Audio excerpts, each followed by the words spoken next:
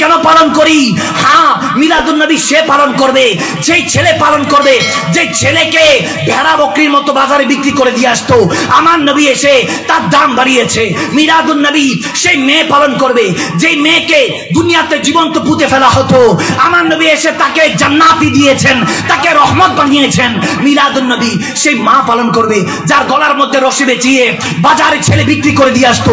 মিলাদুন নবী সেই বাবা পালন করবে যেই বাবার উপরে সন্তান আঘাত করার আগে একটাবার চিন্তা করতো না, সেই বাবা আমার নবীকে পেয়ে খুশি উদযাপন করবে। সিবাল ইবিলি সেকে জাহানে সবই তো খুশিয়াঁ মানা রহে হ্যাঁ। আরে তুমি বুঝবা না আমার নবী শান, যারা বুঝবে তারা বলবে जब हुस्न था उनका जलवानुमा अनार का आलम क्या होगा, हर कोई फिदा है बिन देखे। आमीन। আর একটু আওয়াজে পড়ুন আল্লাহুম্মা আমিন। জিকির করেছি, দুরূদ পড়েছি, বরকত দিবে কে? আল্লাহ। আওয়াজে মনে হয় অন্য কেউ দেয়। আরো জোরে বলেন, জিকির পড়েছি, দুরূদ পড়েছি, বরকত দিবে কে? সে রব্বে ইজ্জাতের নামে আমরা শুরু করছি। আমার নবী, আমার আল্লাহ তাবারক ওয়া তাআলা কোরআনে পাক ইরশাদ করেন, ওয়া রাফা'না লাকা যিকরাক। ওগো নবী, আপনি টেনশন করেন না, আপনার নামে যেই গীবত করুক, চগলখড়ি করুক, আপনার নবীর শানে কখনো কমাতে পারবে না, কারণ আমি বাড়িয়ে দিয়েছি। আমার নবীর শানটা বাড়িয়েছে কে? আরো জোরে কে? আল্লাহ বাড়াইলে মোল্লা, কমাইলে কমবে না। আওয়াজ দেন। আল্লাহ বাড়াইলে মোল্লা, কমাইলে কমবে না। আল্লাহটা চলবে না মোল্লারটা? আওয়াজে মনে হয় হুজুর মোল্লারটাই থাক। আরো জোরে বলতে হবে, আল্লাহটা চলবে না মোল্লারটা? তবে মোল্লারটা তখন চলবে যদি আল্লাহ ওয়ালা হয়, নবী ওয়ালা হয়, ঠিক না? রব্বে করিম এই দুনিয়াতে আমাদেরকে এমন একটি মেসেজ দিয়ে পাঠিয়েছেন যাতে করে আমরা নবীর গোলাম ইখতিয়ার করি। স্বয়ং আল্লাহ নিজে বলেছেন, নবীজির হয়ে যাও। কুল ইন কুনতুম তুহিব্বুনাল্লাহ ফাত্তাবিউনি ইউহিব্বুকুমুল্লাহ। আল্লাহ তাবারক ওয়া তাআলা বলেন, ওগো হাবিব, আপনার উম্মতদেরকে, বান্দাদেরকে বলে দিন, যদি আমি আল্লাহকে ভালোবাসতে চাই, সুবহানাল্লাহ, আল্লাহকে ভালোবাসতে চাই, আওয়াজ দেন, চাই। কে না চায় যে আল্লাহ আমার কথা শুনো, আল্লাহ আমাকে দেখুক, আমি আল্লাহকে দেখতে চাই। कौन है जो सब कुछ चला रहा है? कोई तो है जो निजाम हस्ती चला रहा है, वही खुदा है। जो दिन को रात और रात को दिन बनाता है, वही खुदा है। सभी चाहता है उसी खुदा से मिलने, खुदा से बात करने, चाहता है कि खुदा की रजामंदी, আল্লাহ রেজামন্দি তালাশ করে। আল্লাহ বলেন, সবাই আমার রেজা চায় আর আমি আমার নবীর রেজা চাই। সুবহানাল্লাহ। আমি আল্লাহকে যদি ভালোবাসতে চাও, ফাত্তাবিউনি, এই বান্দারা শুনে রাখো, কান খুলে শুনো, দিলের কান খুলে, আমার নবীর হতে হবে, আমার নবীর ভালোবাসা অর্জন করতে হবে। ফাত্তাবিউনি, যদি নবীকে ভালোবাসো, ইউহিব্বুকুমুল্লাহ, আমি আল্লাহ ঘোষণা দিচ্ছি, তুই বান্দা হয়ে আমি আল্লাহকে কি ভালোবাসবি, আমি বান্দা আল্লাহ হয়ে তোকে ভালোবেসে বান্দা থেকে বন্ধু বানিয়ে নিব। সুবহানাল্লাহ। এই জন্যই তো সর্বদা ওয়া রাফা'না লাকা যিকরাক, আমার আল্লাহ নবী শান বাড়িয়ে দিয়েছেন। বুকে হাত দিয়ে বলুন একবার, বান্দা যতই চেষ্টা করুক, সমস্ত জোর দিয়ে, সমস্ত টেকনোলজি দিয়ে, সব কিছু দিয়ে আমার নবী শান কমাতে চাইলেও কমাতে পারবে না, কারণ আমার নবী শান সব সময় বাড়ছে। 1450 বছর আগে ঘোষণা হয়েছে, ওয়া রাফা'না লাকা যিকরাক, ওই শান বাড়তে বাড়তে আজকে 2024 এই 24 সাল পর্যন্ত কতটুকু আমার নবী শান বেড়েছে কেউ জানে না। সিদ্দিক জানে না, ওমর জানে না, ওসমান জানে না, হেদার জানে না, এমনকি 18,000 মাখলুকাত, 80,000 আলম জানে না আমার নবীর শান কতটুকু যতটুক আল্লাহ বাড়িয়েছেন, আমার আল্লাহ বলতেছেন ইন্না আতাইনা কাল কাউসার, ওগো নবী আমি আপনাকে আল কাউসার দান করেছি। কোন কাউসার? আপনি কি মনে করছেন হাউজে কাউসার দান করেছে শুধু? না না, আমার নবীকে হাউজে কাউসার শুধু দান করে নাই। আল কাউসার বুঝতে হলে আপনাকে বুঝতে হবে কালিল, কালিলের পর কাসির, কাসিরের পর আকসার, আকসারের পর কাউসার, কাউসারের পর আল কাউসার। আপনাকে আগে বুঝতে হবে কালিল। এখন যদি বলেন হুজুর কালিলের পর কাসির, কাসিরের পর আকসার, আকসারের পর কাউসার, কাউসারের পর আল কাউসার, এখন ওলামায়ে কেরাম এগুলো জানে, আমরা তো এগুলো বুঝতেছি না। হুজুর কালিলটা কি? যদি বলেন বান্দা এখনো কালিল পর্যন্ত পৌঁছাইতে পারে নাই, কালিলটা যদি বলি, এখন আমার রব্বে করিম কোরআনে পাকে বলছেন কুল মাতাউদ দুনিয়া কালিল, যা কিছু আমি সৃষ্টি করেছি সমস্ত কিছু কালিল বানিয়েছি। এখন এই কালিলটা কি আমি আপনাকে যদি বুঝাতে চাই, সৈয়দপুরের বান্দারা আপনারা বলেন দুই কান্দে দুই ফেরেশতা আছে কি নাই? আরো জোরে বলতে হবে, আরো জোরে, আরো জোরে। দুই কাঁধে কতজন ফেরেশতা আছে? বিশেষ করে গোলাহাটের মধ্যে এখানে কতজন বান্দা আছে আমরা বলতে পারবো না। হুজুর কালিলের জ্ঞান কি এর থেকেও বেশি? হ্যাঁ, এর থেকেও বেশি। আমি যদি বলি দুই কাঁধের ফেরেশতা কয়জন এখানে আছে, আপনারা বলবেন লা আদরি হুজুর, আমরা বলতে পারবো না, আমরা জানি না। কিভাবে বলবো এখানে কত বান্দা, কতজনের কাঁধে কয়টা ফেরেশতা? যদি বলি এই গোলাহাটের মধ্যে কয়জন ইন্তেকাল করেছে, কয়জন জীবিত আছে বলেন, বলবেন হুজুর আমরা জানি না। কতদিন কতজন আসছে, বাবা দাদা নানি কতজন ইন্তেকাল করেছে জানি না, বলতে পারবো না। কালিলের জ্ঞান কি এর থেকেও বেশি? হ্যাঁ, এর থেকেও বেশি। এখন আপনাদের বান্দারা এখন কোনোভাবেই জানতে পারবেন না কতজন মানুষ আছেন। তবে হ্যাঁ, একটা অবস্থায় জানা যায়, যখন ইলেকশন আসে, মানুষ গণনা হয়, তখন জানা যায়। আবার অনেক সময় আমরা এরকমও দেখি আমাদের দেশে ইলেকশনের দিন কবরস্থানের সামনে অনেকে দাঁড়িয়ে থাকে। গোলাহাট কবরস্থানে দাঁড়িয়ে আছে। জিজ্ঞেস করলাম দাঁড়িয়েছে কেন? বলতেছে শুনলাম বছরে 5 বছরে তো একবারও দেখি না, তবে কবরস্থানবাসী ইলেকশনের সময় ভোটটা নাকি অনেক সময় দিয়ে যায়, দাদা দিয়ে যায়, দাদি দিয়ে যায়, খবর পাই না, টের পাই না। এরকম জামানা আমরা পার করেছি। আওয়াজ দেন, আওয়াজ দেন। কে ভোট দিয়ে গিয়েছে জানি না, বলতেছে আমার দাদা দাদি ইন্তেকাল করেছে 10 বছর হয়েছে, জানি না, তবে ভোট দিয়ে গিয়েছে শুনলাম। আমার দাদা ভোট দিছে, তার বাবা ভোট দিছে। চিন্তা করছি কবরস্থানের সামনে দাঁড়িয়ে আছি যে দুই একজনের সাথে দেখা হয় কিনা। ঠিক না? ঠিক না? এখন বারহাল যদি এরকম হয় যে হুজুর কবরস্থানবাসী সহ দুনিয়াবাসী সহ তার যোগ করলে কি ওই মাকাম পূরণ হবে? আপনার ওই মাকাম কি পূরণ হবে? না। কুল মাতাউদ দুনিয়া কালিল, কালিলের জ্ঞান কি এর থেকেও বেশি? হ্যাঁ, এর থেকেও বেশি। শুধু সৈয়দপুর নয়, নীলফামারী নয়, রংপুর নয়, এই ডিস্ট্রিক্ট ঢাকা ডিস্ট্রিক্ট নয়, বাংলাদেশ নয়, এশিয়া মহাদেশ নয়, এই পুরা পৃথিবী নয়, শুধু 7 আসমান 7 জমিন নয়। আল্লাহ বলতেছেন আদম সফিউল্লাহ থেকে কিয়ামতের আগ পর্যন্ত যা কিছু সৃষ্টি করেছি এটা হলো কুল মাতাউদ দুনিয়া কালিল, এটা হলো কালিল। আল্লাহ ডাক দিয়ে বলতেছেন ওগো হাবিব ওয়া রাফা'না লাকা যিকরাক, আমি আপনার শান বাড়িয়ে দিয়েছি। কতটুকু বাড়িয়েছি বান্দা সেটা বুঝবে না, বান্দা তো এখনো কালিলও বলতে পারবে না। কালিলের মধ্যে কি আছে? এক আসমান থেকে আরেক আসমান 700 বছর রাস্তা, ভারী 500 বছর রাস্তা, গ্যাপ 700 বছর রাস্তা, এভাবে এক আসমান থেকে দ্বিতীয় আসমান, দ্বিতীয় আসমান থেকে তৃতীয় আসমান। বলতেছেন কি হুজুর ওই দ্বিতীয় আসমান তৃতীয় আসমান 700 বছর রাস্তা, 500 বছর রাস্তা? কোন 500 বছর রাস্তা? হাসরের দিনের একদিনকে হিসাব করা হয়েছে। আর হাসরের একদিন দুনিয়ার 50,000 বছর, 50,000 বছর হাসরের একদিন। এভাবে একদিনকে গণনা করে 500 বছর ইনটু দেন, আপনি এক আসমান থেকে আরেক আসমান পর্যন্ত ভেদ করা সম্ভব নয়। আপনি জিজ্ঞেস করছেন বান্দা আমার নবী 8-10টা মুর্দা মানুষের মতো মদিনাতুল মুনাওয়ারায় পড়ে আছে? না না, এখন আপনি বুঝতে পারেন নাই। আমার আল্লাহ বলতেছেন ওগো নবী যা কিছু বানিয়েছি কুল মাতাউদ দুনিয়া কালিল, কিয়ামতের আগ পর্যন্ত সব কালিল বানিয়েছি। আমি আপনাকে কালিল দেই নাই, আকসার দেই নাই, কাউসার দেই নাই, কাফির দেই নাই। ইন্না আতাইনা কাল কাউসার আল খায়রা কুল্লাহু। ওগো নবী ইমাম মুজাহিদ রাদিয়াল্লাহু তাআলা বলেন আমার আল্লাহ সমস্ত ভালো কিছু আমার নবীকে দান করে দিয়েছেন। তাহলে বলতে হবে নূরুন আলা নূর। যদি জিজ্ঞেস করি সৈয়দপুরবাসী অন্ধকার ভালো না নূর ভালো, আলো ভালো? আপনি যদি বলেন হুজুর আলো ভালো, তাহলে আমার নবীকে আল্লাহ আলো দিয়ে দিয়েছেন, নুরুল আলা নূর বানিয়ে দিয়েছেন। আমার নবীকে ইলমে গায়বের সমস্ত জ্ঞান আতা করে দিয়েছেন। শুধু সেখানেই শেষ নয়, নবীকে জাররা জাররা কাটটা কাটটা দিয়ে দিয়েছেন। যে নবীকে মানে তাকেও আমার নবীর ইলমে গায়বে রেখেছেন, যে নবীকে মানে না তাকেও আমার নবীর ইলমে গায়বের মধ্যে রেখেছেন।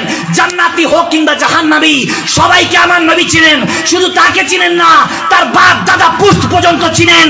আমার নবীকে ডাক দিয়ে বলতেছেন, ওগো হাবিব, ওয়ারাফা'না লাকা যিকরাক, ওয়ারাফা'না লাকা যিকরাক, সমস্ত জ্ঞানের অধিকারী আমি আপনাকে দিয়ে দিয়েছি, সমস্ত কিছুর মালিক আপনাকে বানিয়ে দিয়েছি। আপনার শান ঘোষণা হয়েছে 1450 বছর আগে, কিন্তু আপনার শান দেখবে বান্দা হাসরের ময়দানে। জিজ্ঞেস করছো মিলাদুন নবী কেন পালন করি? হ্যাঁ, মিলাদুন নবী সে পালন করবে যেই ছেলে পালন করবে, যে ছেলেকে ভেড়া বকরির মতো বাজারে বিক্রি করে দিয়ে আসতো, আমার নবী এসে তার দাম বাড়িয়েছে। মিলাদুন নবী সেই মেয়ে পালন করবে যেই মেয়েকে দুনিয়াতে জীবন্ত পুঁতে ফেলা হতো, আমার নবী এসে তাকে জান্নাতি দিয়েছেন, তাকে রহমত বানিয়েছেন। মিলাদুন নবী সেই মা পালন করবে যার গলার মধ্যে রশি বেচিয়ে বাজারে ছেলে বিক্রি করে দিয়ে আসতো। মিলাদুন নবী সেই বাবা পালন করবে যেই বাবার উপরে সন্তান আঘাত করার আগে একটাবার চিন্তা করতো না, সেই বাবা আমার নবীকে পেয়ে খুশি উদযাপন করবে। সিবার ইবিলি সেকে জাহানে সবই তো খুশিয়াঁ মানা রহে হ্যাঁ। আরে তুমি বুঝবা না আমার নবী শান, যারা বুঝবে তারা বলবে जब हुस्न था उनका जलवानुमा अनार का आलम क्या होगा, हर कोई फिदा है बिन देखे तो दीदार का आलम क्या होगा।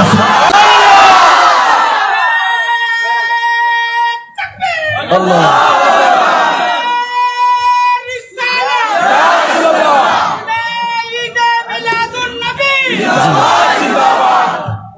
কষ্ট হচ্ছে? ক্লিয়ার?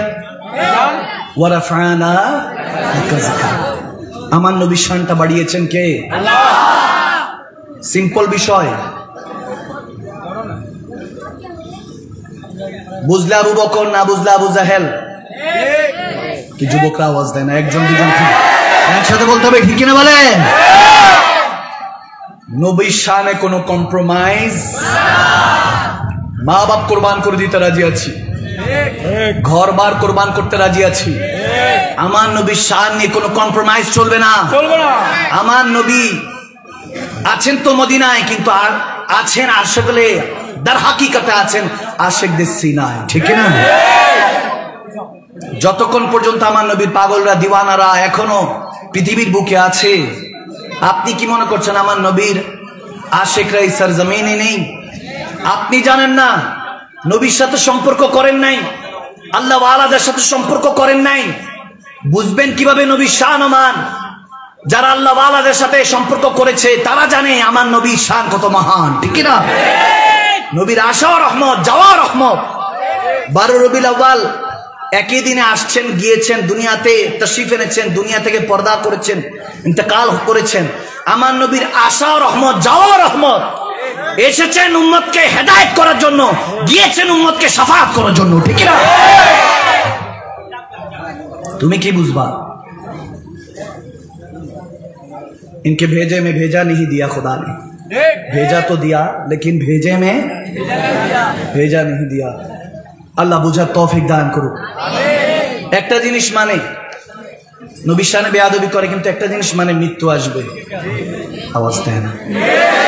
হিন্দু, বৌদ্ধ, খ্রিস্টান, মুসলমান, আস্তিক কিংবা নাস্তিক, যে যে ধর্মের হোক না কেন, একটা জিনিস মানে মৃত্যু আসবেই। আওয়াজ দিতে হবে যুবকরা, আওয়াজ দিতে হবে, ঠিক কিনা? মৃত্যু নিয়ে কোনো প্রশ্ন নেই। আছে? আওয়াজ দেন, আছে?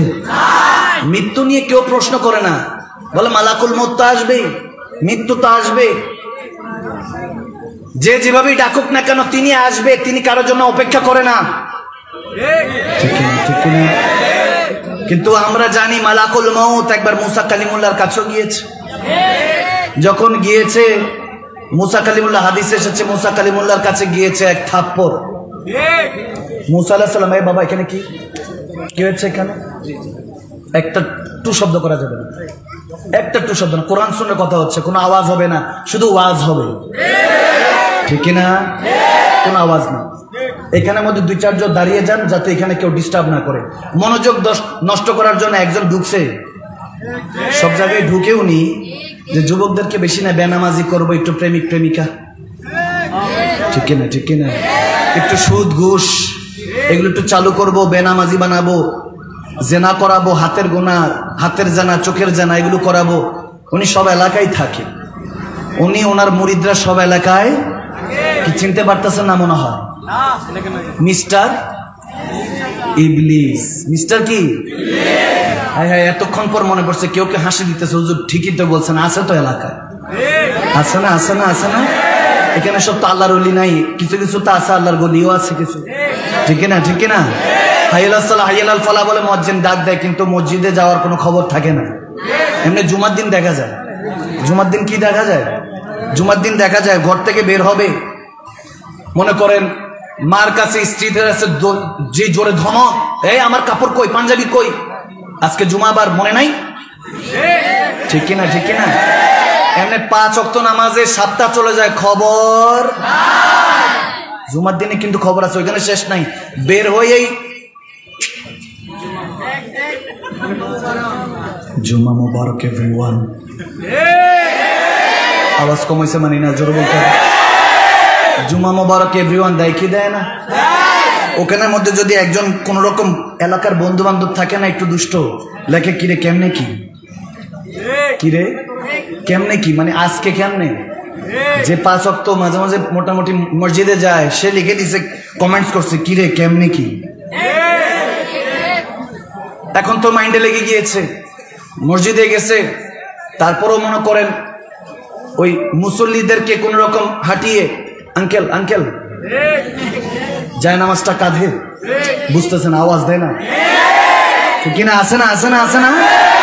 আঙ্কেল আঙ্কেল একটু বলতে বলতে একদম প্রথম কাতারে গিয়ে বসবে, ওখানে খতিব সাহেব খুতবা দিচ্ছে, লেনা দেনা নাই, কমেন্টস বক্সে চেক করতেছে, দেখি কমেন্ট কয়টা বসছে, লাইক কয়টা বসছে, আছে না আছে না আছে না আছে না? ওই বিশিষ্ট টাটকা মুসলমানদের উদ্দেশ্য কিছু বলার দরকার আছে, ঠিক না? যাদের সাথে শয়তানের সাথে ইবলিসের সাথে সম্পর্ক আছে, তাদের সাথে আজকে ব্রেকআপ করাই দিয়ে যাব। কানলে কোনো লাভ হবে নাকি কান্নাকাটি চলবে? ব্রেকআপ করাই দিতে হবে। আমরা আসছি ব্রেকআপ করাই দিতে ইবলিসের সাথে, শয়তানের সাথে।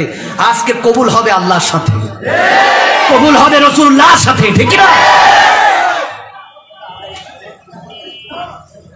এজন্য দুনিয়াদার হয়ে লাভ নেই।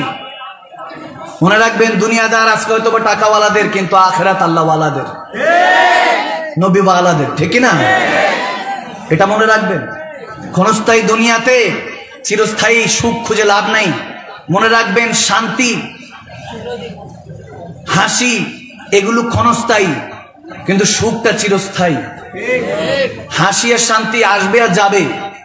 সুখটা যদি খুঁজতে থাকেন, সুখটা যদি খুঁজতে থাকেন, ওটা আল্লাহ রসুলের মহব্বতে, ঠিক না? এই যে বলেন তো, আজকে এতজন দাঁড়িয়েছেন, কত কষ্ট করে গাড়ি যাচ্ছে এমনি সেমনি, তারপরে দাঁড়িয়ে কষ্ট করে আলোচনা শুনছেন, বলেন তো বুকে হাত দিয়ে কারো কোনো টেনশন কাজ করছে? পেরেশানি? কি বলে? কোনো পেরেশানি কাজ করতেছে না? আশ্চর্য, সত্যি, আওয়াজ দেন, সত্যি কোনো পেরেশানি মনের মধ্যে নাই? আগামীকালকে কি খাবো, কিভাবে পড়বো, সংসার কিভাবে, এত কিছু, কোনো টেনশন আছে? বুঝা গেল, হাসি আর শান্তি আসে আর যায়, আল্লাহ রসুলের প্রেমে সুখ চিরস্থায়ী, ঠিক না? এটা রহমত। এটাকে যদি ধরে রাখতে পারেন, আজকে যেমন এখন কোনো টেনশন নাই, ডিপ্রেশন নাই, কালকে কি খাবো, কিভাবে চলবো, কোন ভাবে চলবো, কে ঋণগ্রস্ত, কার কাছে টাকা পাই, কাকে টাকা দিতে হবে, এই চাল ডাল হাবি জাবি দ্রব্যমূল্য বাড়তেছে, সরকার নাই, আমরা কোন রকম মা বাপ ছাড়া দেশ চালাচ্ছি, এমপি নাই, মন্ত্রী নাই, এত কিছু নাই, তারপরে দেশটা এমন ভাবে কেমনে চলতেছে, এত কিছু যত রকম মাথায় আছে, এই মুহূর্তে একটা বার বুকে হাত তুলে দিয়ে বলেন তো, এই মুহূর্তে কোনো টেনশন ও ডিপ্রেশন কোনো কাজ করছে? এই সুখটা যদি চিরস্থায়ী হয়ে যায়, আজকে রাজ ফাঁস করে দিয়ে যাচ্ছে। ওই কোন মহারাজ পণ্ডিত আমার নবীর শানে গুস্তাখি করে। আমি বললাম, কিসের মহারাজ, যার কাছে কোনো রাজ নাই? রাজ তো সব তার কাছে যিনি মেরাজ করেছেন, ঠিক না? তো সেই প্যারা নবী রাজ এটাই। বান্দা, আপনার আর আল্লাহ ওয়ালাদের মধ্যে পার্থক্য এটাই। আপনি ক্ষণস্থায়ী সুখ তালাশ করেন, খুশি তালাশ করেন, কিন্তু বান্দা আল্লাহ ওয়ালারা চিরস্থায়ী সবর ধরতে জানেন। এই যে মুহূর্তে সবর ধরে আছেন, চুপচাপ শুনছেন, এটাই হলো আপনার অর্জন। এটা ধরে রাখতে পারলে আপনার জীবন কামিয়াব, ঠিক না? এভাবে একজন চিন্তা করছেন যে মৃত্যু তো যার কাছে আসে কাউকে ছাড় দেয় না। কত ভয়ঙ্কর ভয়ঙ্কর মৃত্যু দেখি আমরা, দেখি কি দেখি না? চোখ বের হয়ে যায়, দাঁত বের হয়ে যায়, জিহ্বা বের হয়ে যায়, পিষতে পিষতে রাস্তার মধ্যে অ্যাক্সিডেন্ট হলে তো কিছু খুঁজেই পাওয়া যায় না। লঞ্চে স্টিমারে যদি নদীতে অ্যাক্সিডেন্ট করে লাশটাও খুঁজে পাওয়া যায় না, মাছ খেয়ে ফেলে। কত ভয়ঙ্কর ভয়ঙ্কর মৃত্যু দেখি আমরা। কিন্তু ভাইয়েরা আমার, বাবারা আমার, আল্লাহ ওয়ালা একজন চিন্তা করছেন, জালালউদ্দিন সুয়ুতি, সুবহানাল্লাহ আলাইহি রাহমা। জালালউদ্দিন সুয়ুতি চিন্তা করছেন মৃত্যু তো সবার কাছে আসে, আমার কাছেও আসবে। মৃত্যুর কষ্ট থেকে কিভাবে বাঁচা যায় জানার দরকার আছে না? আওয়াজ দেয় না। আল্লাহর ওয়ালি জালালউদ্দিন সুয়ুতি আলাইহি রাহমা, যিনি তাফসিরে জালালাইন শরীফ লিখেছেন, তিনি চিন্তা করছেন মৃত্যু থেকে কিভাবে বাঁচানো যায়, নিজেকে কিভাবে বাঁচানো যায়। চিন্তা করছেন, নবীর উপর দুরূদ ও সালাম পড়ছেন, ইস্তিগফার পড়ছেন, জিক্রুল্লাহ করতে করতে ঘুমিয়ে গেলেন। এদিকে দুনিয়ার চোখ বন্ধ হলো, ওদিকে কিসমতের চোখটা আল্লাহ খুলে দিলেন। আমার প্যারা নবীর দিদার হয়ে গেল, সুবহানাল্লাহ। নবীর দিদার হয়ে গেল, নবী যে সালাতু সালাম দিচ্ছেন, কদমে পড়েছেন, ইয়া রাসূলুল্লাহ মৃত্যুর যন্ত্রণা থেকে কিভাবে বাঁচতে পারবো? নবী মুস্কি হাসি দিয়ে বলতেছে, কেন সূরা ইউসুফ তেলাওয়াত কর। সুবহানাল্লাহ জোরে। সূরাতুল ইউসুফ তেলাওয়াত কর, রাজ পেয়ে যাবি, মৃত্যুর রাজ। মনে রাখবি, মৃত্যু এটা হলো একটা ব্রিজ, এপারে দুনিয়া ওপারে মওলা, ঠিক কিনা? সূরা ইউসুফ তেলাওয়াত করা শুরু করলেন। ঘুম থেকে উঠে লাফিয়ে যখন সূরা ইউসুফ তেলাওয়াত করছেন, দেখতেছেন ওখানের মধ্যে লেখা, তাফসীর করছেন, যখন মা জুলেখা ইউসুফ আলাইহিস সালামের প্রেমে আসক্ত, মিশরের সুন্দরী নারীরা বলতেছে কি আপনি মহারানী হয়ে একজন কৃতদাস গোলাম কিনে এনেছিলেন বাজার থেকে, লালন পালন করে বড় করেছেন, তার প্রেমে আসক্ত হয়ে গেলেন, ফিদা হয়ে গেলেন। মা জুলেখা টেনশনে পড়ে গেলেন, তাদেরকে কেমনে বুঝি ইউসুফের চেহারার মধ্যে আমি কি দেখেছি? সুবহানাল্লাহ বলে না? তাদেরকে কিভাবে বুঝাই আমি ইউসুফের চেহারার মধ্যে কি দেখতে পেয়েছি? তাদেরকে কিভাবে বুঝাই? ভাগ্য ভালো কোনো মৌলবীর কাছে যায় নাই, আল্লাহ ওয়ালার কাছে গিয়েছে। মৌলবীর কাছে গেলে বলতো যে ঠিক আছে, তোমার দুই চারজন আলেম আনো, আমার দুইজন জন আলেম মানি, আসো ডিবেট করি, বহস করি, ঠিক না? ঠিক না? এখনকার প্রেমের অবস্থা তো এরকম, ইশকের অবস্থা হাল এরকম। ভাগ্য ভালো ওই জামানার কোন আল্লাহ ওয়ালার কাছে গিয়েছেন, তিনি বলতেছেন তুমি ইউসুফের চেহারার মধ্যে যা দেখেছো তাদেরকে তা দেখিয়ে দাও। সুবহানাল্লাহ বলে না কেন? তা দেখিয়ে দাও। যখন ইউসুফ আলাইহিস সালাম তেনার কাছে গিয়ে মা জুলেখা বলতেছে, ইয়া ইউসুফ, আমি মিশরের সুন্দরী নারীদের হাতে কমলা দিব, লেবু দিব, তারা কাটতে থাকবে, আপনি শুধু একটু হেঁটে পাস হয়ে যাবেন, হেঁটে সামনে দিয়ে চলে যাবেন। গভীর খেয়াল, গভীর কনসেন্ট্রেট। মৃত্যুর যন্ত্রণা সবার আছে, শরীরের মধ্যে একটা যদি সুইয়ের আঘাত হয় তাও কষ্ট হয়। আওয়াজ দেয় না কেন? কষ্ট হয় কি হয় না? রক্তনালীগুলি এমন ভাবে আল্লাহ ফিট করেছেন, রক্তনালীগুলি একটার থেকে আরেকটা যদি আলাদা হয় তখনই কষ্ট অনুভব হয়, ঠিক না? এখন মৃত্যুর কষ্ট থেকে কিভাবে বাঁচবো, আমরা কিভাবে বাঁচবো, আজকে এখান থেকে জেনে নেন। কারণ একটা জিনিস গন্তব্য, জন্ম যেহেতু হয়েছে মৃত্যু হবেই, এটার থেকে বাঁচার চেষ্টা করুন। প্ল্যাটফর্ম, দুনিয়া ছাড়ার প্ল্যাটফর্মটা যদি ঠিক হয়, টিকিটটা যদি ঠিক মতো নিতে পারেন, আপনার গন্তব্যটাও ঠিক মতো পৌঁছে দিবেন কে? আওয়াজ দেন না কে? যখন হযরত মা জুলেখা বলতেছেন, ইয়া ইউসুফ, আপনি সামনে দিয়ে হেঁটে যাবেন। ইউসুফ আলাইহিস সালাম যখন হেঁটে যাচ্ছেন, হযরত জালালউদ্দিন সুয়ুতি আলাইহি রাহমা তিনি এই তেলাওয়াত করছেন, যেখানের মধ্যে যখন হেঁটে যাচ্ছেন, ইউসুফ আলাইহিস সালাম হেঁটে যাচ্ছে, নারীরা, সুন্দরী সুন্দরী নারীরা লেবু নিচ্ছে আর ছুরি দিয়ে কর্তন করছে।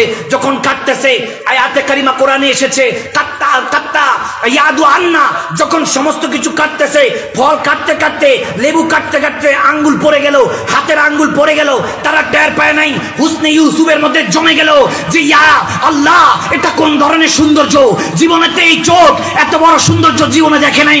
সত্যি জুলেখা এই সৌন্দর্যের মধ্যে প্রেমে আসক্ত হয়েছে। এত সুন্দর কি মানুষ হয়? এত সুন্দর কি কোনো মানুষ হতে পারে? এত সুন্দর কি কোনো সৃষ্টি হতে পারে?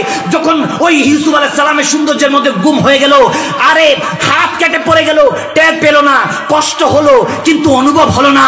জালালউদ্দিন সৈয়দী তখনই রাজ বুঝতে পারলেন, মৃত্যুর রাজ বুঝতে পারলেন। বলতেছে সাদাক্তা ইয়া রাসূলুল্লাহ, ইয়া রাসূলুল্লাহ আপনি সত্যি বলেছেন।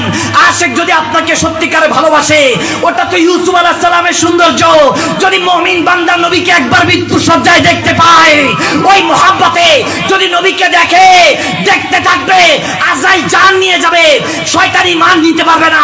আজরাইল জান নিয়ে যাবে, মৃত্যু হবে, কষ্ট হবে, কিন্তু নবীকে দেখার কারণে অনুভব হবে না, অনুভব হবে না, অনুভব হবে না। এজন্য সৈয়দপুরবাসী, আমার বাংলাদেশবাসী, নবীর প্রেমে আসক্ত হতে থাকো, প্রেমে ফানা হতে থাকো।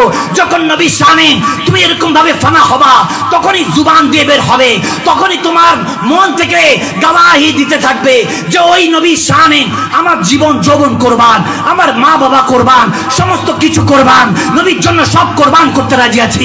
ওগো নবী, আপনার শান মান এই দুনিয়াতে পড়তে দিব না, মাটিতে পড়তে দিব না। শরীরের এক একটা রক্তবিন্দু হলো আপনার নবীর শানকে রক্ষা করার চেষ্টা করব। আমার না জান দিয়ে হলো আপনার নবীর শান রক্ষা করার চেষ্টা করব। এই জন্যই তো কোন শায়ের বলে, সারে নামों से किनारा कीजिए या रसूल अल्लाह या हबीब अल्लाह पुकारा कीजिए, और कहता फिरता है चांद आसमानों पे भी आज भी या रसूल अल्लाह एक बार और उंगली का इशारा कीजिए। ठीक ना? अल्लाह अकबर। या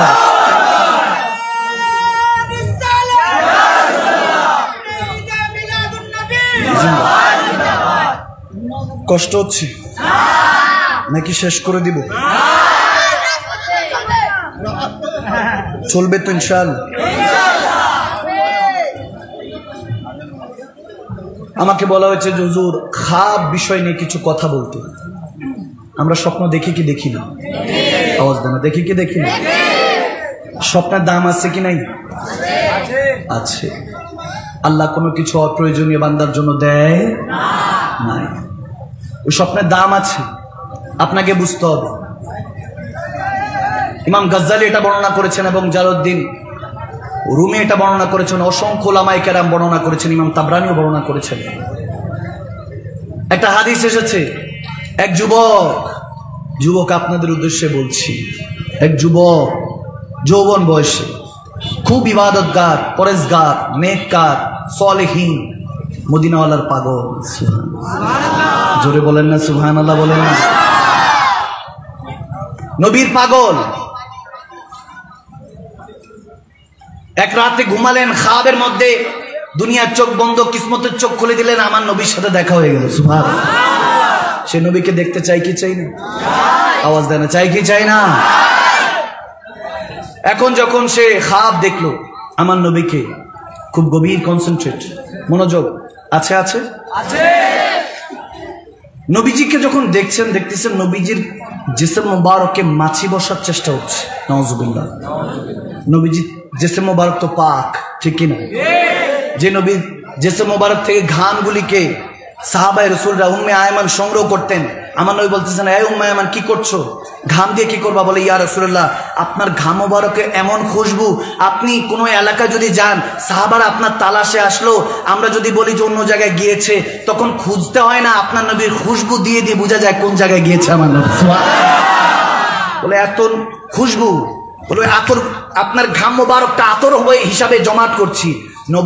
দুলহানের উপরে, দুলহান স্বামী স্ত্রীর উপরে যখন ওই আতরটা দিয়ে দেই, তার পুষ্ট পর্যন্ত সব আল্লাহর ওলি বের হবে। সুবহানাল্লাহ।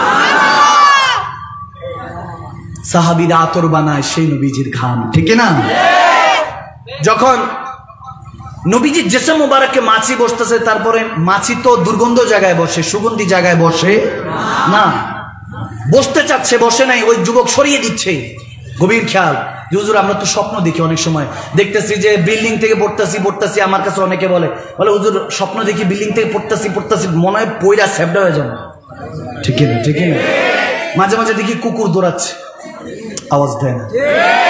স্বপ্নের মধ্যে মাঝে মাঝে দেখি হুজুর কি জানি ভয়ঙ্কর কিছু দৌড়াচ্ছে, সাপ দৌড়াচ্ছে, দেখি কি দেখি না? আবার মাঝে মাঝে দেখি হুজুর কোনো খেজুর গাছের নিচে জায়নামাজ বিছিয়ে নামাজ পড়ছে। দেখি কি দেখি না? মাঝে মাঝে আল্লাহ ওয়ালাদেরকে দেখি, ওলি আল্লাহদের মতো যারা ওয়ারাসতুল আম্বিয়া, এরকম আল্লাহ ওয়ালাদেরকে দেখি, শেখ তরিকতদেরকে দেখি, খাবে দেখি, ওনার সাথে দেখা হয়েছে, মুলাকাত হয়েছে, মিষ্টি খাওয়াই দিয়েছি। আওয়াজ দেয় না? দেখি কি দেখি না? স্বপ্নের মধ্যে অনেক সময় দাদা দাদিকে দেখি, নানা নানিকে দেখি, মা বাবাকে দেখি, ইন্তেকাল যারা করে গিয়েছেন, বড় আব্বা বড় আম্মা, এরকম অনেককে আমরা খাবের মধ্যে দেখি কি দেখি না? ভালো মন্দ স্বপ্ন দেখি কি দেখি না? ব্যাখ্যা শুনে যান হালকা করে। আপনার চলাফেরা যদি ভালো হয়, আপনাকে খাবের মাধ্যমে আল্লাহ ইলহাম দেন যে তুমি সঠিক পথে আছো। ভালো দেখলে বুঝবেন ভালো পথে আছেন, খারাপ দেখলে বুঝবেন শয়তানের পথে আছেন। আওয়াজ দেন ঠিক না? স্বপ্ন খাব, এটার মাধ্যমে বান্দা জানতে পারে বান্দা কেমন ভাবে চলছে, তার উপর আল্লাহ রাজি কিনা।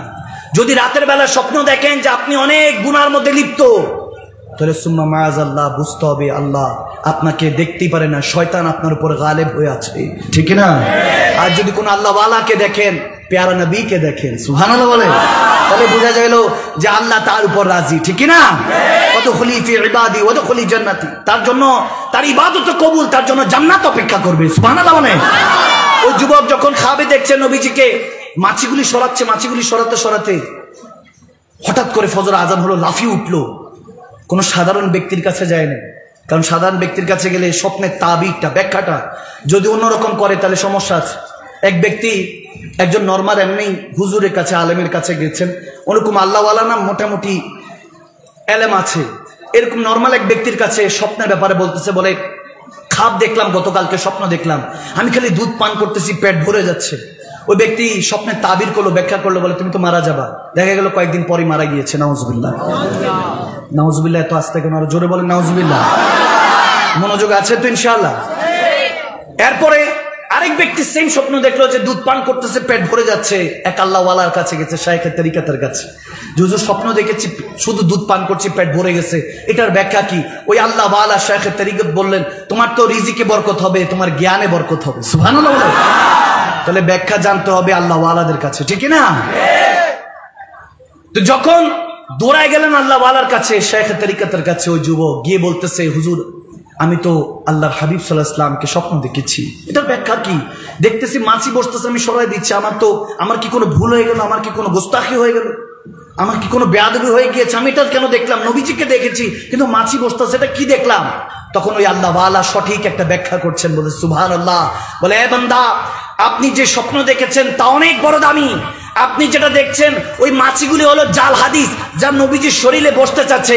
আপনি জাল হাদিসগুলিকে, ভুল ব্যাখ্যার হাদিসগুলিকে সরিয়ে এমন একটা হাদিসের গ্রন্থ লিখবেন যেটা কোরআনের পর স্পষ্ট হবে, কোরআনের পর মর্যাদাপূর্ণ হবে। সেটা আর কিছু নয়, ইমামে বুখারী ওই স্বপ্ন দেখেছেন, যিনি বুখারী শরীফ লিখেছেন। সুবহানাল্লাহ, নারে তাকবীর, নারে রিসালাত, সুবহানাল্লাহ বলেন, সুবহানাল্লাহ বলেন। তাহলে স্বপ্নে দাম আছে কি নাই? যুবক বয়সে উনি স্বপ্ন দেখেছেন দয়ার নবীকে, ইজ্জত দিয়ে দিয়েছেন কে? আল্লাহ। আল্লাহ ইজ্জত বাড়িয়ে দিয়েছেন। বুখারী শরীফ যিনি লিখেছেন, ইমামে বুখারী, তিনি স্বপ্ন দেখেছেন। সুবহানাল্লাহ পড়বেন না? এজন্য চলতে হবে আল্লাহ ওয়ালাদের পথে মথে, ঠিক না? আল্লাহ ওয়ালাদের অনেকে আছে, সিঙ্গার, গায়ক, গান গাইতে চায়, এটা সেটা হাবি যাবে, অনেকে আছে। হযরত আব্দুল্লাহ ইবনে মাসউদ রাদিয়াল্লাহু তাআলা থেকে মারবি একটা হাদিস এরকম আছে, যেনার জন্য নবীজি দোয়া করতেন। সুবহানাল্লাহ বলেন না? আব্দুল্লাহ ইবনে মাসউদ রাদিয়াল্লাহু তাআলা অনেক বড় সাহাবায়ে রাসূল। তিনি এক এরকম মজলিসের সামনে দিয়ে যাচ্ছেন, ওখানে দেখতেছে সব গান বাজনায় মতোয়ারা আছে কি নাই? দেশে আছে না? আছে না? দেশের মধ্যে আছে, গান গাচ্ছে, হুলস্থুল ব্যান্ড প্যাকেজ করছে, ওই জামানায় যেটা করার ওটা করছে। যখন গান গাচ্ছে হঠাৎ করে লক্ষ্য করলেন, ইস্তেগফার পরে যখন চলে যাচ্ছেন, হঠাৎ লক্ষ্য করলেন যে একজন যুবক সুরিলা কণ্ঠে গাচ্ছে, এমন সুন্দর করে গান গাচ্ছে। তিনি হঠাৎ করে বলে উঠলেন, কাশ ये अगर कुरान तलावत करता। सुभानाल्लाह। तो आस्ते केन जोरे बोलेन, और मोहब्बतेर आवाजे बोलेन। যদি কোরআন তেলাওয়াত করতো কত সুন্দর লাগতো। তো তার নাম ছিল জাজান। কি নাম ছিল? জাজান। হাদিসে এসেছে যে তিনি এমন ভাবে বলছেন যে এই ছেলেটা যদি সুন্দর কোরআন তেলাওয়াত করতো কত সুন্দর লাগতো। তো তিনি চলে গেলেন। কেউ একজন তাকে বললো, এ জাজান, তুমি কি জানো আব্দুল ইবনে মাসউদ তোমার জন্য এই দোয়া করেছে, বলছে যদি কোরআন তেলাওয়াত করতে কত সুন্দর লাগতো। সে যুবকটা চোখের পানি ছেড়ে দিল, চোখের পানি ছেড়ে দিয়ে বলতেছে, কি বলেন আব্দুল ইবনে মাসউদ এত বড় সাহাবা আমার নামে এই কথা বলেছে? বলে কোথায়? বলে ওই জায়গায় আছে, ওই গলিতে আছে, অমুক ঘরে। দৌড়ায় গেলেন। আব্দুল ইবনে মাসউদ তেনাকে দেখে বলছে, কি চাই যুবক? বলে হুজুর কলমা পড়ার জন্য এসেছি। আরো জোরে পড়েন না সুবহানাল্লাহ। বলে গানের জগৎ ছেড়ে, দুনিয়াবি জগৎ ছেড়ে আল্লাহর পথে, নবীর পথে আসতে চাই। সুবহানাল্লাহ বলে কলমা পড়ে মুসলমান হয়ে গেল। সুবহানাল্লাহ। হেদায়েতের মালিক কে? আওয়াজ দেন, হেদায়েতের মালিক কে? এই জন্য ফাঁসা গান বাজনা এগুলো থেকে নিজেকে হেফাজত রাখার চেষ্টা করবেন। আমিন বলেন। আরো জোরে বলেন। আপনারা যদি মনোযোগ এদিক সেদিক করেন তাহলে আমি কিন্তু শেষ করে দিব। কি চলবে? আওয়াজ আসে না? চলবে? আরো জোরে বলতে হবে, চলবে?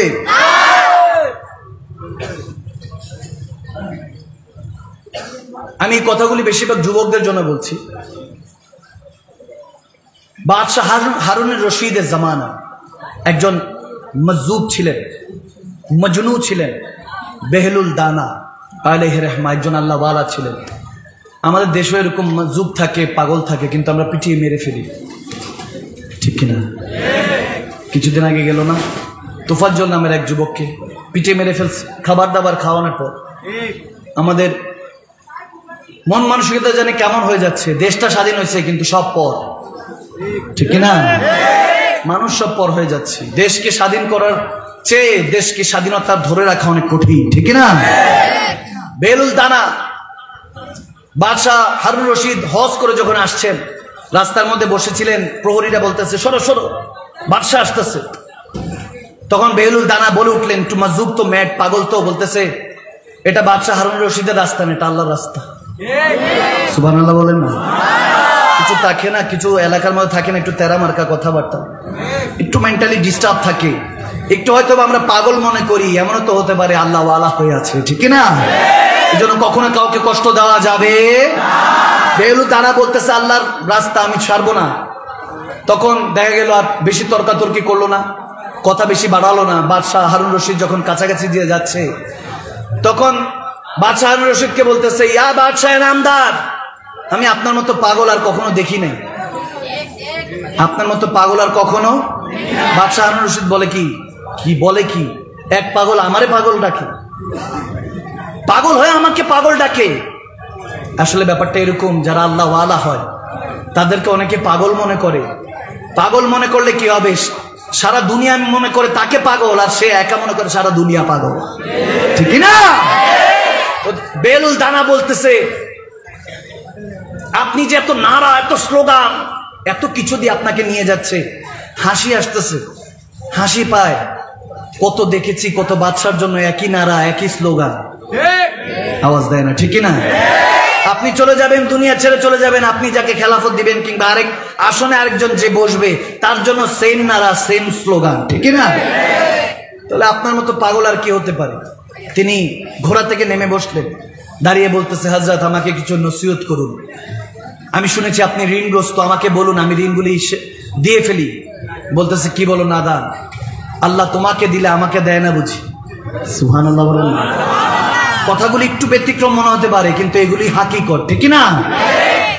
বলে আল্লাহ তোমার হতে পারে, আল্লাহ কি আমার নাই? আমারও তো আল্লাহ আছে, আমাকে ঋণে রেখেছে যাতে আমি বেশি বেশি আল্লাহ আল্লাহ করি।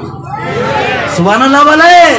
আল্লাহ আমাকে পেরেশানিতে রেখেছে, ডিপ্রেশনে রেখেছে, কত রকমের দুনিয়ার ঝামেলার মধ্যে রেখেছে। ঝামেলা নয়, পেরেশানি নয়। আমার নবী বলেছে, যারা এই অবস্থায় থাকে, মুমিন সবসময় পেরেশানি থাকবে। আর দুনিয়া হচ্ছেল মুমিন ওয়া জান্নাতুল লিল কাফির, মুমিনদের জন্য দুনিয়াটা জেলখানা, আর কাফেরদের জন্য হলো যে জান্নাত।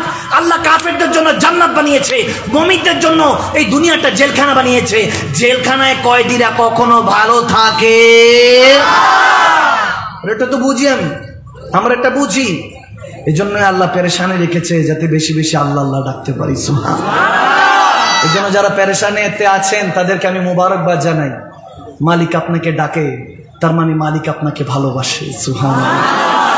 পেরেশানি থাকলে যদি পেরেশানি থাকে বুকের মধ্যে হাতটা রেখে বলবেন, আল্লাহ এত ভালোবাসো যে পেরেশানি দিয়েই রেখেছো, যাতে তোমাকে স্মরণ করতে পারি। যাও মালিক, সব ছাড়বো, তোমার জিকির ছাড়বো না, সব ছাড়বো কিন্তু তোমার নবী দুরুদ ছাড়বো না, সব ছাড়বো কিন্তু নামাজ ছাড়বো না, ঠিক না? শুকরিয়া আদায় করতে শিখুন। উনকি ইহা দের হ্যায় আন্ধের নেই, দেরি হতে পারে কিন্তু দিবেন ঠিকই, ঠিক না? ধৈর্য ধরে থাকুন না। কিছুর থেকে কিছু হইলে তো ডাক্তারের কাছে দৌড় মারেন, কিছুর থেকে কিছু হইলে তো এমপির কাছে মন্ত্রীর কাছে দৌড় দেন, কিছুর থেকে কিছু হইলেই বড় ভাইয়ের কাছে দৌড়। কেন মসজিদে দৌড় লাগান না? একটু যায় সেজদায় পড়েন না?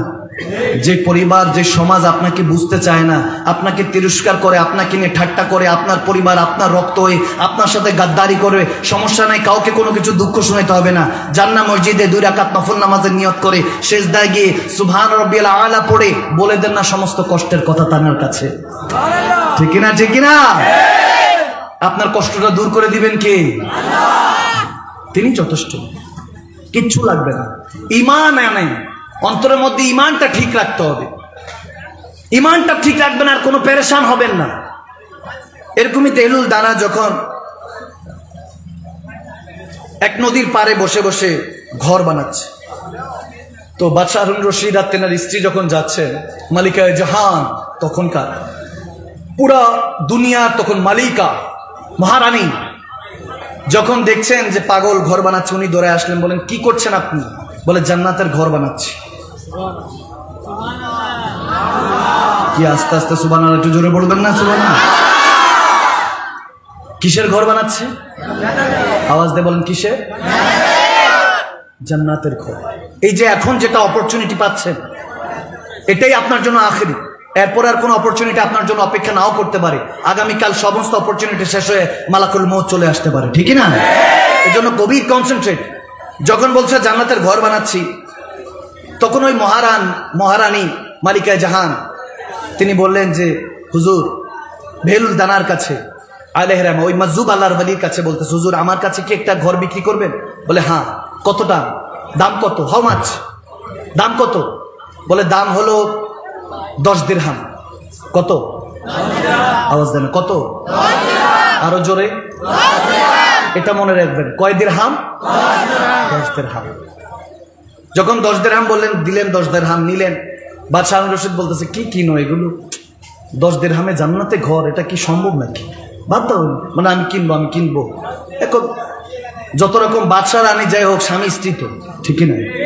স্ত্রী আবদার করলে স্বামী কেসকি কলে পড়তেই হয়। আবদার যেটা করে না করলে তো সারা সপ্তাহ এক মাস কানের সামনে গুনগুনাইতে থাকবো।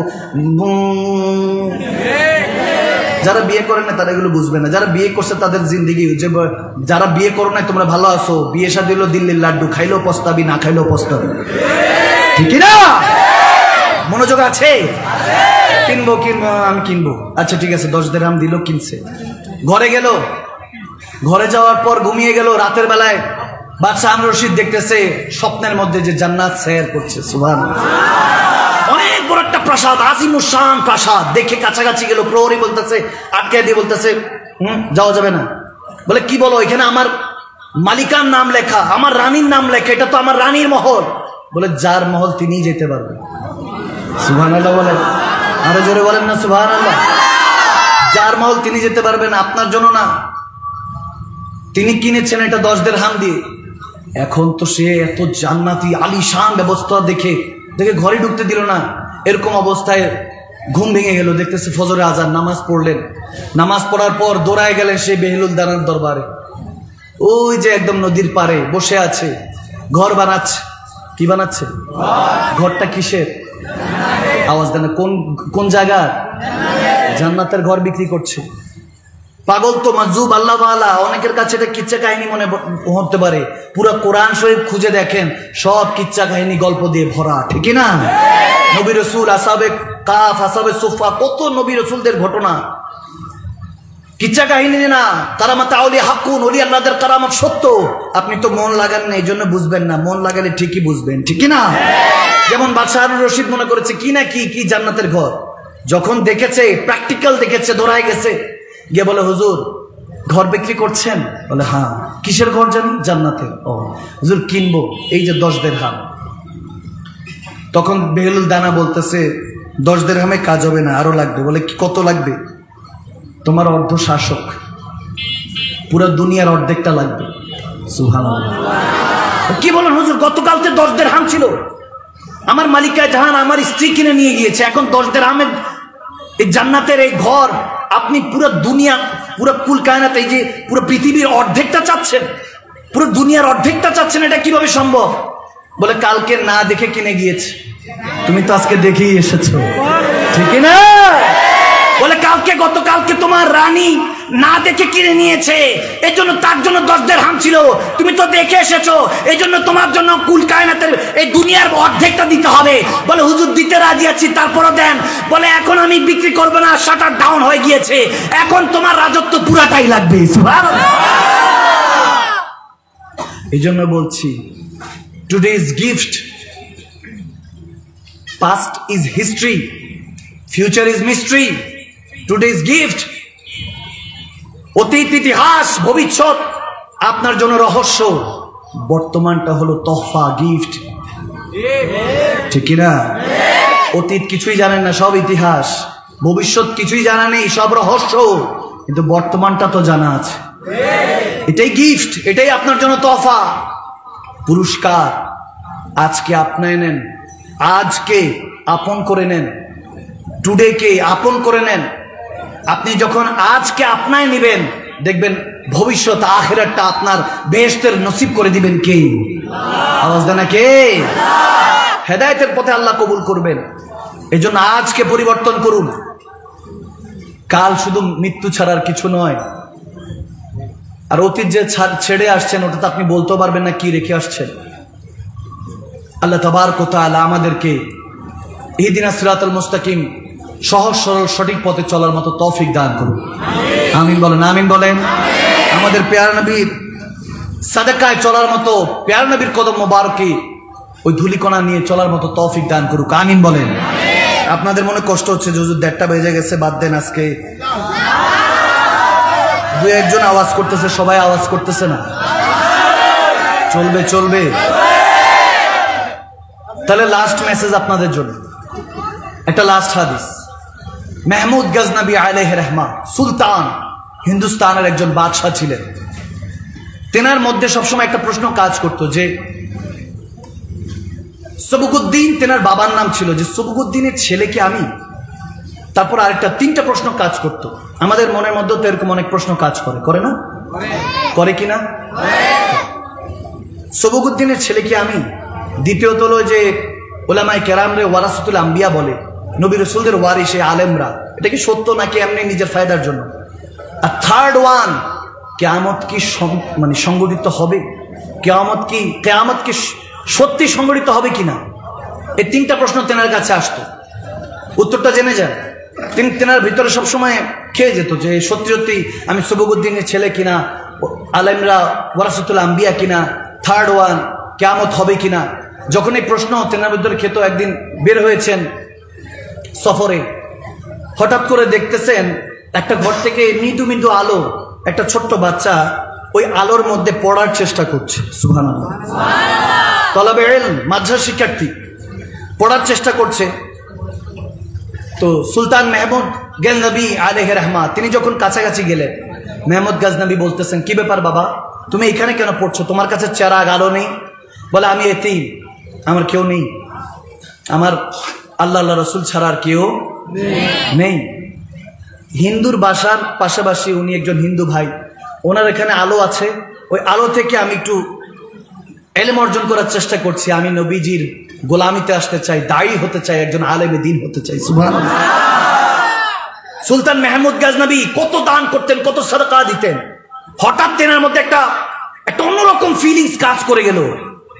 বলে জীবনে কত খেদমত করেছি আল্লাহ রাসূলের গোলামি করার জন্য, আল্লাহর কাছে কবুল হওয়ার জন্য, কিন্তু এই গোলামিটা করার জন্য আমার মনের মধ্যে থেকে সায় আসতেছে। আমি সাথে সাথে 2জন প্রহরী নিযুক্ত করলাম, বললাম তেল কিনে আনো, চেরাগ কিনে আনো। লাইটেন কিনে দিলেন, ওখানের মধ্যে হারিকেন কিনে দিলেন, ওই সময় যেই ব্যবস্থা ছিল ওটা কিনে দিলেন, চেরাগ কিনে দিলেন। তেল ভরার জন্য দুইজন প্রহরী রাখলেন, টাকা দিলেন, বলেন তেল খরচ শেষ হয়ে গেলে তেল ভরে দিবা। এই ছেলে যতদিন পর্যন্ত আলেম না হয় তোমরা দেখাশোনা করবা। সুবহানাল্লাহ বলে। যখন এটা করে তিনি ঘরে গেলেন, ঘরে যাওয়ার পরে যখন এরকম হলেন, মেহমুদ গাজনবী বলেন আমার 3টা প্রশ্ন ছিল, আমি সবুকুদ্দিনের ছেলে কিনা, তারপরে আলেমরা ওয়ারাসাতুল আম্বিয়া কিনা, নবী রাসূলদের ওয়ারিস কিনা, আর থার্ড ওয়ান কিয়ামত হবে কিনা। সবসময় আমার মধ্যে প্রশ্ন কাজ করতো, আমি অনেক দ্বিধাদ্বন্দ্বের মধ্যে থাকতাম যে সত্যি সত্যি কি এই 3টা প্রশ্ন কি সত্যি কিনা।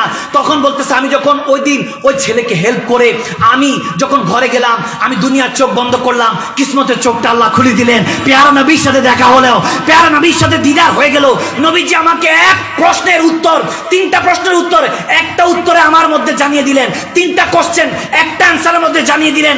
নবীজি বলতেছেন সুবুকুদ্দিনের ছেলে, আজকে আমার ওয়ারিসের খেদমত করেছিস, কাল কিয়ামতের ময়দানে আমি সুপারিশ করে তোকে জান্নাতে নিয়ে যাব। সুবহানাল্লাহ। বলতেছে 3টা প্রশ্নের একটা উত্তর দিয়ে দিলেন আমার নবীর। এই জন্য শেষ আগাজ করতে চাই, ওই কথাটাই বলতে চাই, সর্বদা একটা কথার মধ্যে ফিদা থাকবেন, সারে নামों से किनारा कीजिए, या रसूल अल्लाह या हबीब अल्लाह पुकारा कीजिए, और कहता फिरता है चांद आसमानों पे आज भी, या रसूल अल्लाह एक बार और उंगली का इशारा कीजिए। ठीक है, সে নবীর হয়ে যান, আল্লাহ আপনার হয়ে যাবে। আমিন বলেন, আমিন বলেন। আল্লাহ আজকের এই মেহফিলকে কবুল করে নাও। আমিন বলেন, আমিন বলেন। গতকালকে একটা হাদিস বলেছি, হাদিসটা দিয়ে শেষ করতে চাই, বারবার শেষ করতে চাই, তারপরও কামলিওয়ালা নবীর মনে হয় ভিতর থেকে আওয়াজ দেয় আর একটু চলুক না। আর সেখানে মোস্তফারা তো শুনতেছে মন দিয়ে, এখান থেকে কত যুবক পরিবর্তন তো হয়ে যেতে পারে, ঠিক না? চিন্তা করতে পারেন মিলাদুন নবী করছি, আমার নবীকে আমার কাছে আসবে, আমি গুনাহগার সিয়াখার, কোথা থেকে আসবে? হ্যাঁ, আমার নবী আসতে পারে বাগদাদের সরজমিনে, গৌসে পাকের জামানায়, আব্দুল কাদের জিলানী ওলিকুল সম্রাট, তেনার জামানায় একটা মজলিস সাজানো হলো, এরকম মেহফিল সাজানো হলো, আলেমে দ্বীনরা খেতাবাত করছেন। হঠাৎ করে এক মা তার মেয়েকে নিয়ে পৌঁছে গেল যে ওলামায়ে কেরামদের ওয়াজ শুনবো। মা তার মেয়েকে নিয়ে যখন পৌঁছে গিয়েছে, তখন প্রহরী আটকে দিল যে ভিতরে যাওয়া যাবে না, ইনভাইটেশন কার্ড হ্যাঁ আপকে পাস? বলে নেই। হ্যাঁ, আমার কাছে তো নাই, আমি কিভাবে যাব? বলে ইনভাইটেশন কার্ড ছাড়া একটা কার্ড লাগবে ভিতরে যাওয়ার জন্য, প্রাসাদে যাওয়ার জন্য, সাধারণরা যেতে পারে না। এখন গরিব ছিল মাটা, মেয়েটাকে নিয়ে এসেছে, আমার নবীর শান শুনবে, আলোচনা শুনবে। যদি এই শানগুলি আলোচনা শুনে যদি হেদায়েত হয়ে যায়, দিলটা বাতেনটা যদি পরিবর্তন হয়ে যায়, জাহেরের সাথে সাথে বাতেনটাও পরিবর্তন হয়ে যায়, তখন সে চিন্তা করছে কি করবে। যখন ঢুকতে দিচ্ছে না, তখন মাটা বলতেছে সমস্যা নাই, মেয়েকে বলতেছে যে মাগো টেনশন করিস না, আমার নবী শুধু প্রাসাদে আসে না, ডাকার মতো ডাকতে পারলে খড়কুটার মতো আমার রাহমাতুল আলামিন আসতে পারি।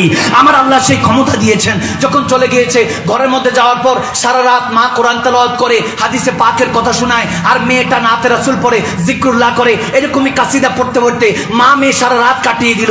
ফজর আজান পড়লো, যখন ফজর আজান পড়লো, মাটা ডাক দিয়ে বলে যাও ওযুর পানির ব্যবস্থা করো। যখন মেয়েটা বাইরে গেল, একটা চিৎকার দিয়ে ঘরে চলে আসলো, এসে বলতেছে মাগো কে জানি আমার ঘর, আমাদের এই কুড়ে ঘরটার মধ্যে চুমু খাচ্ছে, নুরানি চেহারা, উঁচি নজরে নিচি নজরে, সবকি খবরে, वो दिखा के पवन, वो सुना के सुनन, वो तुम ले गया मेरा तन मन धन। বলতেছে এমন একজন শখস ওয়ালা এসেছে, আল্লাহ ওয়ালা এসেছে, কে জানি আমাদের এই কাঁচা ঘরকে চুমু খাচ্ছে। মাগো জানি না। মাটা দৌড়ে আসলো, এসে দেখতেছে সৈয়দনা আব্দুল কাদের জিলানী, সৈয়দনা গৌসে পাক ওই ঘরকে চুমু খাচ্ছে। যখন ঘরকে চুমু খাচ্ছে, মাটা বলতেছে ইয়া সরকার, ইয়া গৌসে পাক, আপনি আওলাদ রাসূল ওলিকুল সম্রাট, আমারই ঘরকে চুমু খাচ্ছেন। তখন গৌসে পাক ডাক দিয়ে বলে নাদান মহিলা, তোর ঘরকে চুমু খাচ্ছি না, একটু আগে যখন জিকরুল্লাহ আমার নবী জিকরে মুস্তাফার মধ্যে ফিরা ছিলি, আমার রাহমাতুল আলামিন তোদেরকে দেখার জন্য চলে আসছে, দেখার জন্য চলে আসছে। এমনও হতে পারে সৈয়দপুরবাসী আজকে আমরা জিকির করছি, নাতে রাসূল পড়ছি, আমরা দয়াল নবীর জিকির তারানা আলাপছি, এমনও হতে পারে নবীজি এখানে কোন সূরত হাজির হয়ে যেতে পারে, আমাদেরকে দেখতে পারে। এই ক্ষমতা আল্লাহ দিয়েছেন। আমার আল্লাহ চাইলে কেউ ঠেকাতে পারবেন না।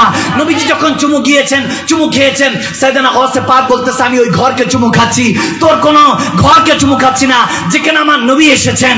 আরে ওদিন তখন মার মেয়ে গাউসে পাকের কদম ধরে বলতেছে আপনার কদমে লাখো সালাম, আর সেই প্যার নবীর কদমে লাখো কোটি সালাম। হয়তোবা সেদিন ওই মা তার মেয়েটা একসাথে বলছিল ये नाज ये अंदाज हमारे नहीं होते, अगर झोली में टुकड़े मुस्तफा तुम्हारे नहीं होते, मिलती हुजूर ना आपके दर से भी इस मंगतों के यहाँ गुजार नहीं होते। ওই দিন হয়তোবা আশিক রাসূলরা এভাবেই বলছিলেন নবী না হয়ে এই দুনিয়ায় না হয়েছি ফেরেশতা খোদার, হয়েছি গো নবী উম্মত আপনার, তারপরে শুকর হাজার বার সুবহানাল্লাহ। তাকবীর, আল্লাহ भक्ति भक्ति फूल फूल, भक्ति भक्ति फूल फूल।